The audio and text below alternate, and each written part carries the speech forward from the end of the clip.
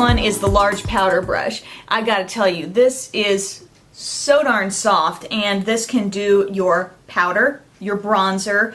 This could even do your blush. This could blend out your contouring. I mean, talk about multi-purpose, and so soft, so dense. I mean, the blending is going to happen, and you don't apply a lot of pressure to your face with these brushes. You don't scrub your face with these brushes like some brushes. I feel like it's like, okay, blend already. You know, these blend very easily. If I had this kind of brush set when I was like 15, 16 years old getting started with makeup, the process would have been a lot easier, I must say.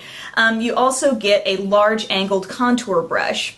This is what I would more likely use for my blush. I could also contour with this very easily. It's targeted enough, you know, it's small enough to where that can be, you know, a great contour and can apply a little more concentrated color than your powder brush is going to. You've also got, and I kind of did this a little out of order here, but a foundation brush. I had kind of gotten off of using flat foundation brushes for a while, but I must say this one, having all of these teeny tiny benefits of HD here, there are tons of little brush fibers there. There are tons of little bristles. And that helps in the application of foundation so much. Blending is so important. So you can kind of dot your foundation all over, and then you can take a brush like this and really make sure it's all blended in. So that's great too. So there's face, and then 4 other brushes here for eyes.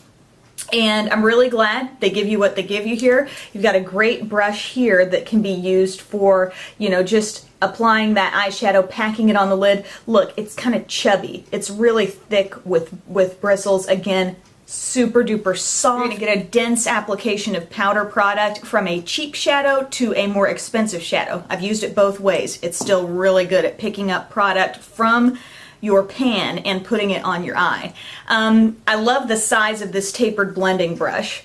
This is phenomenal here. This is a great tool for blending. I used all these brushes on my face today, by the way, and nothing else. And this was the thing that gives you that beautiful wash of color right up in this area. You don't apply a lot of pressure with these brushes because it doesn't take much to blend out your shadow. The pencil brush. So glad there's pencil brush in here because this is what I use to put the shadow on my lower lash line.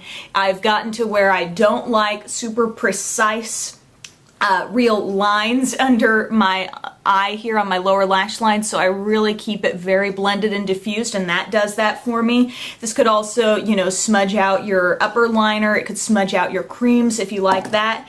And then there's a small angle brush, and actually what I like to use this for, and you'll find this is going to be a pretty flexible brush.